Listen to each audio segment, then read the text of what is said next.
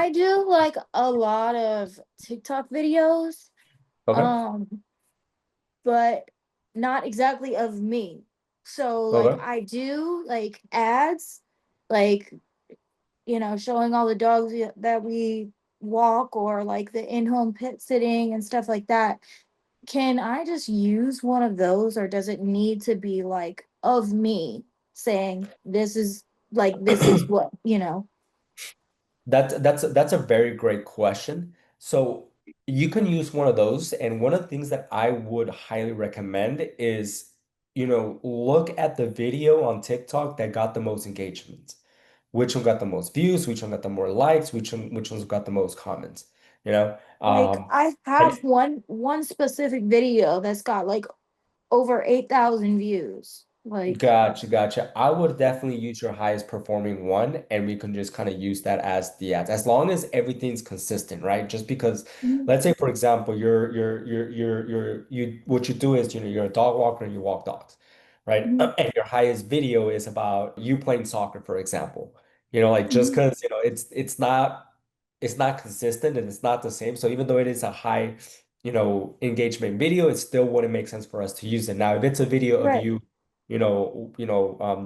walking a dog or going to someone's houses or, just showcasing what you do, then we can 100% use that as ads as well. And that's something that I Mhm, did cover also last week was that I know it's tough making a lot of videos, especially when it comes to you picking up the phone and you doing a selfie video. You can just also, one of the things, to bump up the volume of videos that we're using is that you can just use your social media, see what has the highest engagement videos, mhm. and run that as an ad. That's something that we've also been doing that.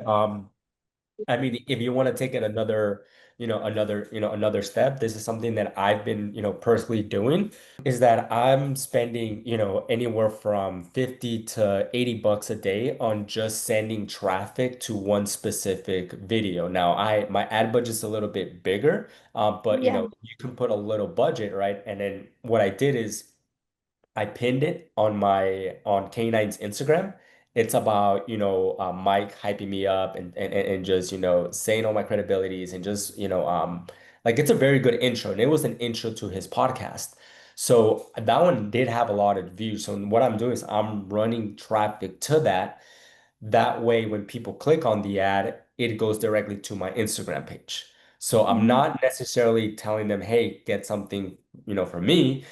First, like here, just visit my page. Well, my goal with that is just to get people to at least know Canine and know who I am before even getting anything from me. Um, and then that has been, now that video has like almost, I think, 300,000 views of just running ads to that. And then I just retarget people who, visited my Instagram page, viewed, 75 up to like 50% of my videos. So there's a lot of things that we can do on the back end. So I would also, when it comes to you, and if you have that exact same video on your Instagram or on your Facebook, like I would pin that and we could just run ads directly, to that as well.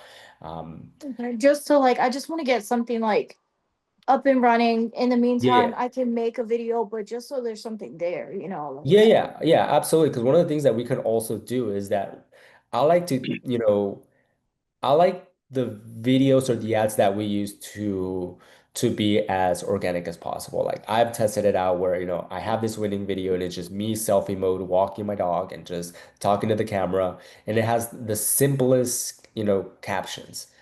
And then I saw that it was working, and I had my video editor like, hey, can you do some like, edits to this, make it more engaging? And the original was to perform better. And that has happened to me like a bunch of times, just because it looks organic. Um, so one of the things that I personally like to is I like to add those text overlays as well. So we can add those text overlay.